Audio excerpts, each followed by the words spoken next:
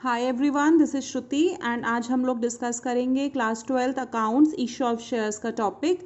Issue of shares at premium. Premium as discussed earlier also. Premium का क्या मतलब होता है कि मान लीजिए कंपनी का शेयर कितने रुपीज़ का है। मान लीजिए कंपनी का शेयर 10 रुपीज़ का है, लेकिन कंपनी उसको कितने में इशू कर रही है? कंपनी इशू कर रही है 12 रुपये में। तो जो हमारा 2 रुपीज़ का है वो ही हमारा क्या हो जाएगा? Securities premium. जो 2 रुपये हमारा है वो हमारा प्रीमियम होगा।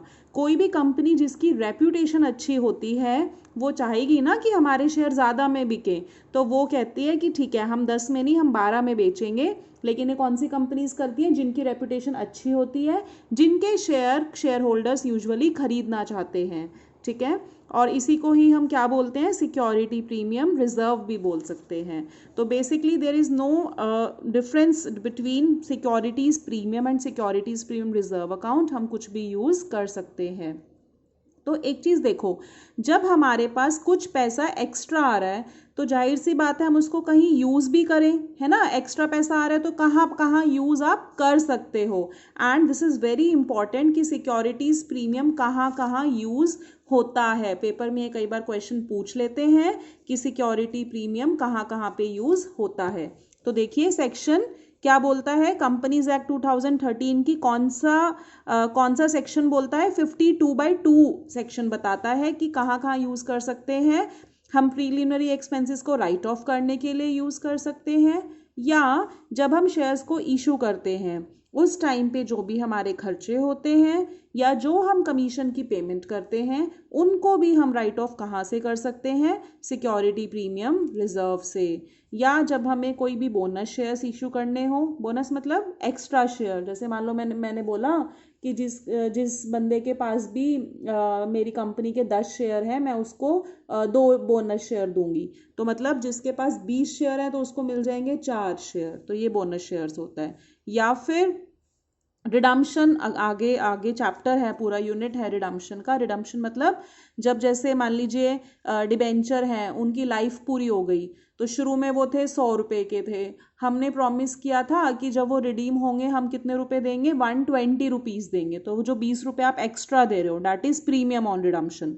तो वो भी कहाँ से पैसा लाओगे? वो भी आप कहाँ से राइट ऑफ कर सकते हो? सिक्योरिटी प्रीमियम रिजर्व से राइट ऑफ कर सकते हो। या जब आपको अपने शेयर बाय बैक करने हैं, जब कंपनी को अपने ही शेयर बाय बैक करने हो, मतलब खुद खरीदने हो मार्केट से, तो भी कंपनी वो पैसा कहाँ से यूज़ कर सकती है?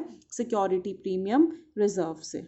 ठीक है, एंड क्या कह रहा है कि जो सिक्योरिटी प्रीमियम रिजर्व की जो अमाउंट है ना, वो आप उस अमाउंट को शेयर होल्डर को, जो आप डिविडेंड देते हो ना, शेयर होल्डर को प्रॉफिट में शेयर देते हो, उसके लिए आप यूज़ नहीं कर सकते। सिक्योरिटी प्रीमियम रिजर्व की जो अमाउंट है उसको आप यूज़ शेयर होल्डर्स को डिविडेंड देने के लिए नहीं कर सकते हो।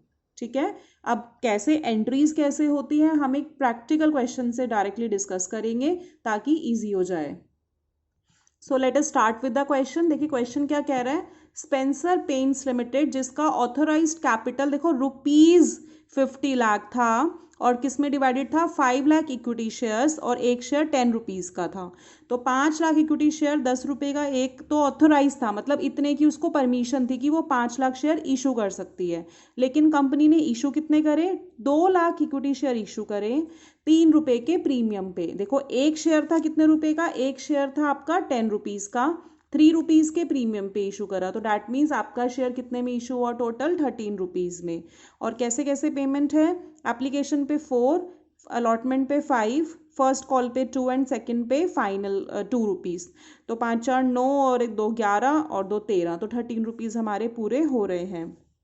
सभी शेयर के लिए एप्लीकेशन आ गई, सारा पैसा भी आ गया।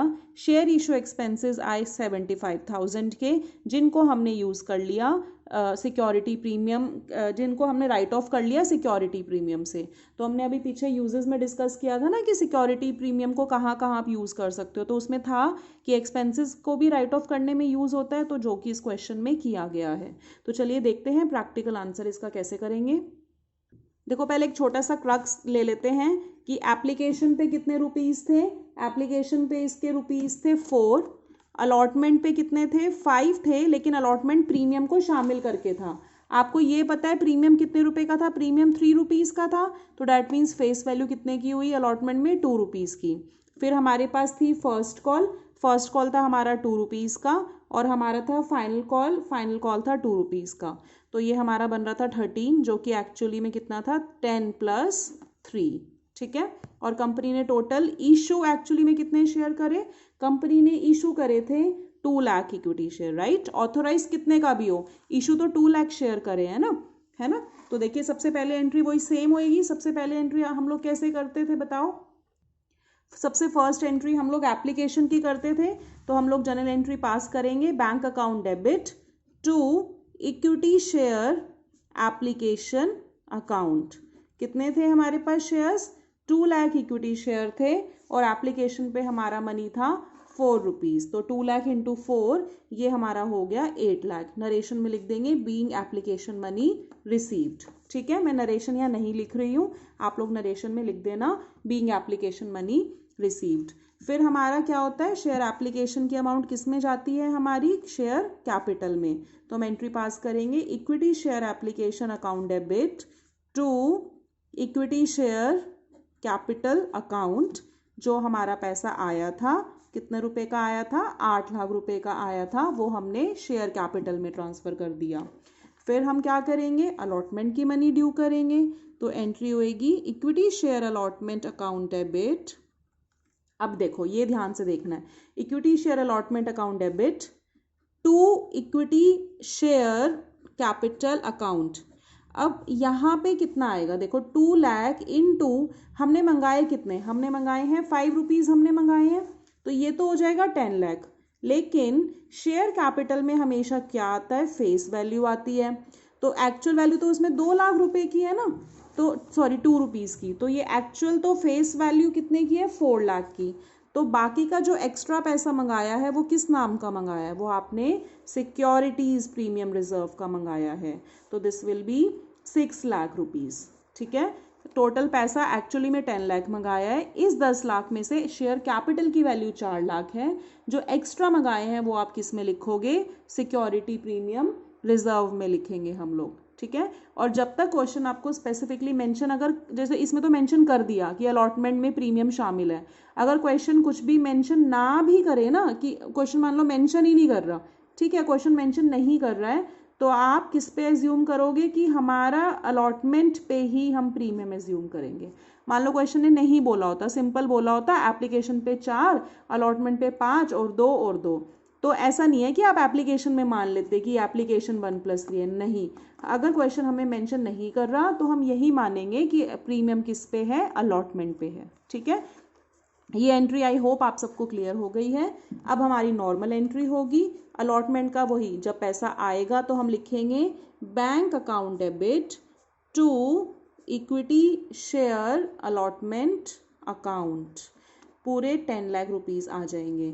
सिर्फ कहाँ पे स्प्लिटिंग अप हुई, जहाँ पे हम ड्यू कर रहे थे अमाउंट, हमने सिक्योरिटी प्रीमियम अलग शो किया और शेयर कैपिटल अलग शो किया। उसके बाद हमारी फर्स्ट कॉल है 2 रुपीज़ की, तो हम फर्स्ट कॉल मंगा लेंगे, वही सेम जनरल एंट्री होगी, इक्विटी शेयर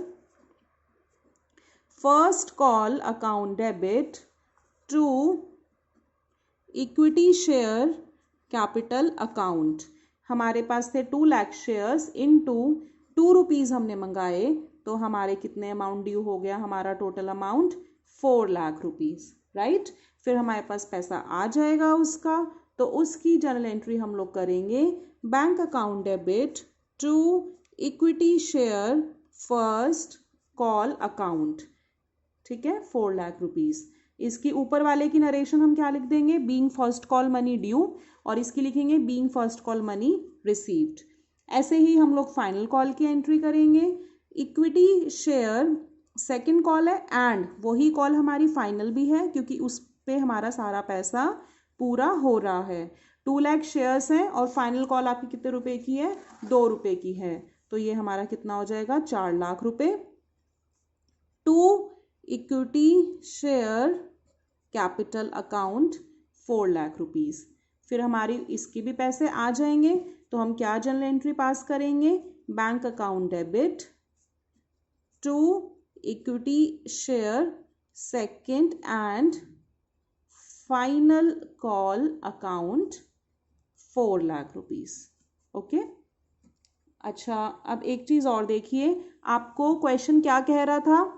क्वेश्चन आपको कह रहा था कि शेयर इशू एक्सपेंसेस हैं हमारे 75,000 रुपीज के, जो कि सिक्योरिटी प्रीमियम से हमने राइट ऑफ किए हैं।